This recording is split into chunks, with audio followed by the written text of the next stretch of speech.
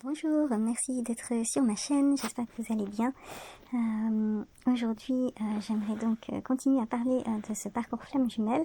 Donc en tant que psychologue, psychothérapeute, comme je l'explique à chaque fois, je ne suis pas là pour débattre de ce que sont exactement les flammes jumelles, de ce que sont les vraies flammes jumelles, les fausses flammes jumelles, ou ce que certaines personnes vont se dire à un moment donné que c'est plutôt un lien karmique intense, ou est-ce que voilà, il y a des vraies flammes jumelles justement qui se réunissent amoureusement dans cette vie, d'autres qui vont dire que c'est plutôt dans une autre vie, certaines personnes qui vont plutôt parler de liens seulement amoureux, d'autres qui vont parler de liens aussi spirituels ou d'une autre nature, mais en tout cas en tant que psychologue psychothérapeute, j'ai développé cette chaîne en espérant qu'un regard en psychologie et des outils de psychologie pourraient soutenir les personnes qui se sentent à un moment donné ou toute leur vie sur ce parcours flamme jumelle.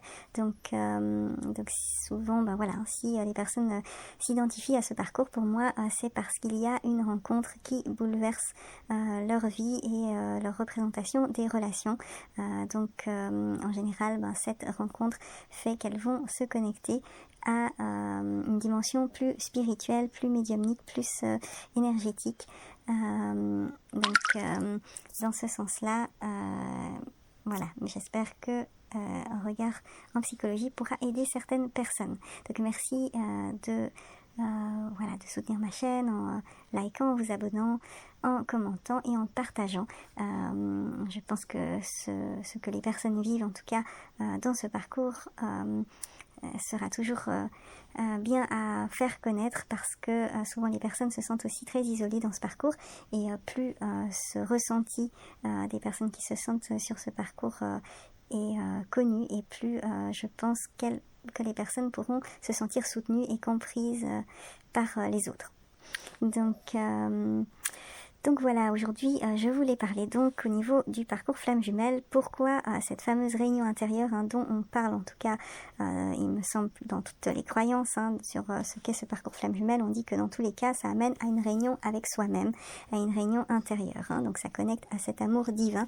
Et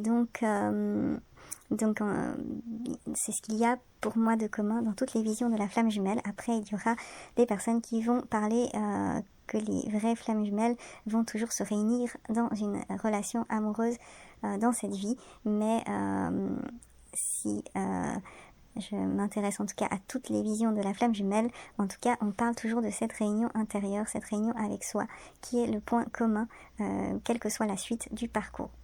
Et donc là, je voulais parler de cette réunion intérieure qui est parfois présentée un petit peu comme comme un but où on va se sentir totalement en plénitude ou en complétude. Et j'aimerais parler de pourquoi cette réunion intérieure ne remplace quand même pas l'amour réel, l'amour dans la relation terrestre. On dit souvent que dans le parcours flamme jumelle, l'objectif premier c'est cette réunion intérieure, donc un petit peu comme si elle suffit à se sentir complet avec soi-même, et que tout se passe à l'intérieur de soi. Mais dans la réalité, moi en tant que psychologue, je pense qu'il y aura quand même beaucoup de personnes qui continueront à ressentir encore un manque de l'autre, un désir de relation avec l'autre, une frustration. Et là, une question se pose. Donc pourquoi la réunion intérieure ne remplace pas non plus une relation réelle ? Alors, ce que la réunion intérieure fait et ne fait pas, donc toujours à mon sens, dans ma vision, comme je dis à chaque fois, ce n'est pas la vérité, mais en tout cas, c'est ma vision.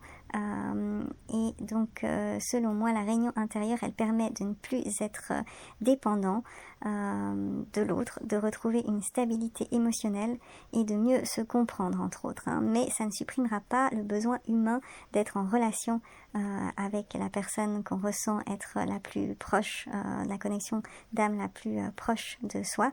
Ça ne va pas supprimer non plus le désir de partager avec l'autre, ni l'envie d'aimer concrètement dans cette vie terrestre. Donc d'un point de vue de psychologie, on va dire que être autonome, ce n'est pas non plus équivalent à ne plus avoir besoin de relations. Donc, dans cette vision de psychologie, le besoin de relation est normal.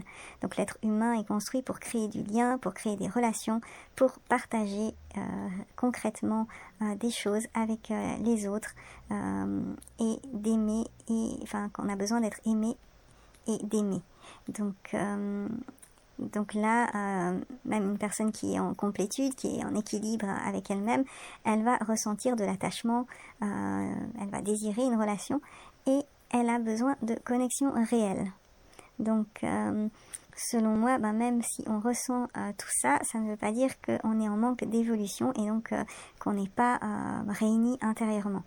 D'ailleurs, beaucoup de médiums et d'énergéticiens vont quand même dire que cette complétude à l'intérieur de soi, elle est relative, que ça ne se termine jamais vraiment. On n'atteint jamais vraiment une totale complétude. Ce n'est pas l'idée de se suffire à soi-même.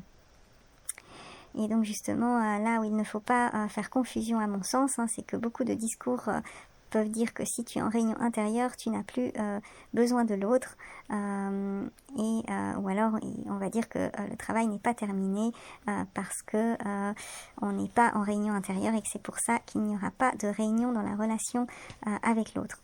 Mais tout ça, ça peut créer quand même une confusion. Donc, on va se dire, soit je ressens encore et donc je ressens encore du manque ou l'envie d'une relation avec l'autre et donc je ne suis pas guérie quelque part, je n'ai pas atteint le bout de ce parcours, et soit je ne ressens plus le besoin de l'autre et là, donc j'ai évolué. Donc en réalité, on peut être stable avec soi-même, mais ressentir encore quelque chose dans l'envie d'être en relation avec l'autre. D'ailleurs, je pense que c'est ça le point principal de la flamme jumelle. C'est justement de pouvoir se sentir bien avec soi-même, mais quand même d'avoir des sentiments pour l'autre, et donc l'envie naturelle aussi d'être en relation avec l'autre. Alors l'amour intérieur versus l'amour relationnel, comme moi je vais l'appeler. Donc pour moi il y a deux niveaux différents. Il y a l'amour intérieur qui est justement de trouver ce calme, cet apaisement, cette paix intérieure, cette stabilité et de se sentir indépendant dans le sens autonome. Et donc ça veut dire qu'on se sent bien seul avec soi-même. Et il y a l'amour relationnel qui est l'envie de partager avec l'autre, d'avoir la présence de l'autre, d'être en présence avec l'autre, d'être en interaction avec l'autre. Donc là, on vit quelque chose à deux et quelque part, l'amour relationnel et l'amour intérieur, ça ne peut pas remplacer l'un ou l'autre type d'amour.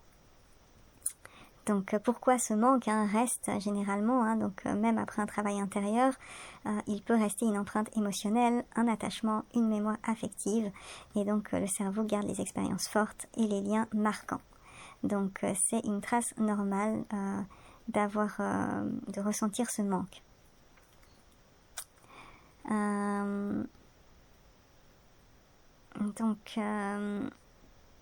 Ce que ça veut dire finalement, c'est que si on ressent encore l'envie d'être avec cette personne, qu'on ressent être notre flamme jumelle, et qu'il y a un désir de relation, qu'il y a un manque, ça peut simplement vouloir dire qu'on est humain.